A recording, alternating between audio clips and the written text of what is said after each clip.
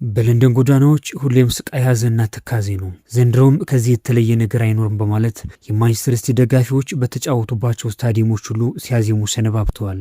ግን ሐዘኑም ሆነ ስቃዩም በለንደን ጎዳናዎች ሳይሆን በማንቸስተር ከተማ የሚሆን ይመስላል። ምክንያቱም መድፈኞቹ አሁን በሰፊው ለመደገስ ተዘጋጅተዋል። መብረቅ በአንድ ቦታ ሁለት ጊዜ አይመታም፣ ህልም ግን አንድ ጊዜ ነው እንደሚባለው አርሰናል አሁን የድል ቁልፉን እጁ ላይ አስገብቷል። የሚጠበቅበት ይህን ወርቃማ ድል መጠቀም ብቻ ይሆናል። በእነዚያ ውብ የለንደን ጎዳናዎች ላይ ለዓመታት የሰፈነው ስቃይ፣ ሐዘንና ትካዜ ለማብቃት ተቃርቧል። ከዋንጫ ጋር ከተለያየች ዓመታትን ያስቆጠረችው ሰሜን ለንደን ለደስታ ተዘጋጅታለች። እነዚያን ተቺዎቿን አፋቸውን ለማስያዝም ቀን እየቆጠረች ነው። ድምፃቸውን ከፍ አድርገው ሲሰድቧቸው የነበሩት እነዚህ የማንቸስተር ሲቲ ደጋፊዎችም ዛሬ በገዛ ከተማቸው ድንገተኛ ዝምታ አውጧቸዋል። ይህ ደስታ የመድፈኞቹ ደጋፊዎች ተስፋ በቆረጡበት ሰዓት የተገኘ ክለባቸው አርሰናል ሳይጫወት ያገኘው ወሳኝ ነጥብ ነው። አርሰናል አሁን የራሱ ድል ባለቤት ሆኗል። የሚጠበቅበትም ይህንን በታሪክ የማይገኝ ድል በአግባቡ መጠቀም ብቻ ነው። ሚኬል አርቴታ ከ20 ዓመት በፊት የእንግሊዝ ምድር የተዋወቀው ዛሬ ውለታ በዋሉለት አሰልጣኝ ዴቪድ ሞይስ ምክንያት ነው። ስኮትላንዳዊ ሰው ዴቪድ ሞይስ የኤቨርተን አሰልጣኝ በነበሩበት ወቅት 2005 ላይ አርቴታን ከሪያል ሶሲዳድ አስፈረሙት። ያኔ ከ20 ዓመት በፊት ዴቪድ ሞይስ ወጣቱን ሚኬል አርቴታን ከሪያል ሶሲዳድ ወደ ኤቨርተን ሲወስዱት ይህ ወጣት ከዓመታት በኋላ የፕሪሚየር ሊጉን የኃይል ሚዛን ሊቀይር የሚችል ስትራቴጂስት ይሆናል ብለው የገመተ ሰው አልነበረም። እሱ ግን በተጫዋችነት የነበረውን የቴክኒክ ብቃት በአሰልጣኝነቱ በላቀ ታክቲክ እየፈጸሙ ይገኛል። ያ የላሜሲያ ፍሬም በፓሪስ ሰን ዠርሜን ቤት ያደገው በኋላም ወደ እንግሊዝ ምድር አምርቶ በአሰልጣኝ ዴቪድ ሞይስ ምርጡ አማካይ ለመሆን ከበቃ በኋላ የአርሰን ቬንገርን ትኩረት የሳበው ስፔናዊ ዛሬ የአንጋፋውን አሰልጣኝ መንበር ተረክቦ የተረሳውንና የፈረሰውን አርሰናል ከወደቀበት አንስቶ ሌላ የኃይል ሚዛን አድርጎታል። አርቴታ በተደጋጋሚ ትረስት ዘ ፕሮሰስ ለሂደቱ እምነት ይኖራችሁ እያለ ሲናገር ብዙዎች ለተስፋ ያክል ቢሰሙትም ዛሬ ግን ያ ሂደት ወደ ፍሬያማ ውጤት እየተቀየረም ይገኛል። ለዚህም ምስጋና ይግባና የቀድሞ አሰልጣኙ ዴቪድ ሞይስ ቀጥተኛ የዋንጫ ተፎካካሪውን ማንቸስተር ሲቲ ነጥብ በማስጣል ለአርቴታ ትልቅ በር ከፍተውለታል። ሊጉ ሊጠናቀቅ የ3 ጨዋታዎች ዕድሜ በቀሩበት በዚህ ወሳኝ ሰዓት በሂል ዲክሰን ስታዲየም የታየው ተአምር የሊጉን ታሪክ የቀየረ ሊሆንም ተቃርቧል። 35ኛ ሳምንቱ ላይ በደረሰው የእንግሊዝ ፕሪሚየር ሊግ በዚህ ወሳኝ ሰዓት ማንቸስተር ሲቲ ከአርሰናል መንጋጋ ዋንጫውን የሚወስድበት እድል እጁ ላይ ቢሆንም ምሽት በሂልዲንግሰን የሆነው ተአምር ግን ሌላ ነው። እግር ኳስን አለመውደድ አይቻልም። እግር ኳስን ፈጽሞ አለመውደድ አይቻልም። ለተመልካች ፍጹም አዝናኝና ተገማሽ ባልነበረው የማንቸስተር ሲቲና ኤቨርተን ጨዋታ ውሃ ሰማይ ለባሾቹ በዚህ አስቸጋሪ ሰዓት ነጥብ ለመጣል ተገደዋል። ፔፕ ጋርዲዮላ በጭንቀት የውሃ ኮዳውን ሲጨልጥ ባመሸበት በዚህ ድራማዊ ጨዋታ ማንቸስተር ሲቲ በጀርሚ ዶኩ ግብ መሪ ቢሆንም በሁለተኛው አጋማሽ ድንቅ ሆኖ የቀረበው ኤቨርተን ውጤቱን ወደ 3-1 በመቀየር መላውን ዓለም አስደምሟል።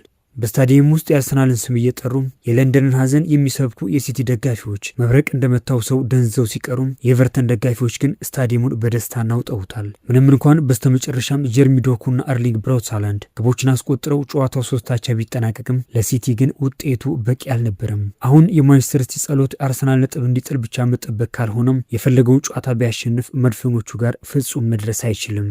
ዴቪድ ሞይስ ለማንቸስተር ከተማ ክለቦች የዋንጫቸውን መንገድ ሲዘጉ ይሄኛው ለመጀመሪያ ጊዜ አይደለም። በ2012 ማንቸስተር ዩናይትድ በ8 ነጥብ ልዩነት እየመራ ሳለም በወሳኙ መርሃ ግብር 4 አቻ በመለየት ዋንጫው ወደ ሲቲ እንዲያመራ ምክንያት የነበሩት ሰው ዛሬም ከ14 ዓመታት በኋላ ሌላኛውን የማንቸስተር ከተማ ክለብ ነጥብ በማስጣል የአርሰናልን መንገድ ጠርገዋል። አሁን አርሰናል ለዓመታት የናፍቀውን የሰሜን ለንደን ክብር ለመመለስ የቀሩት 3 ጨዋታዎች ብቻ ናቸው። ሲያሳድድ የነበረው ፔፕ ጋርዲዮላ አሁን ራሱ ተሳዳጅ ሆኗል። የቀድሞው የሊቨርፑል ተከላካይ ጂሚ ካራገር እንደተናገረው አርሰናል በሚቀጥለው ሳምንት ዌስትሃም ዩናይትድን ካሸነፈም ነገሮች ይጠናቀቃሉ፣ ዋንጫውም በቀጥታ ወደ ሰሜን ለንደን ያመራል ብሏል። ታላቁ መድፈኛ የቀድሞ ኮከብ ቴሪ ዳንኤል ኦነሪ ደግሞ ዋንጫውን የማንሳት እድላችን በእጃችን ገብቷል፣ የሚጠበቀው ይህን እድል መጠቀም ብቻ ነው በማለት ለክለቡ ያለውን እምነትና ትልቅ ተስፋ በጽኑ እምነት ገልጿል።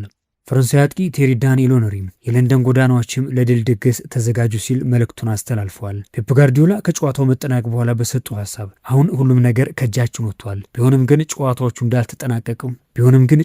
እንዳልተጠናቀቁ ግምት ውስጥ ማስገባት ይጠበቅባቸዋል በማለት መድፈኞቹ ላይ ጫናውን ለማሳደር ሲሞክርም ተስተውሏል።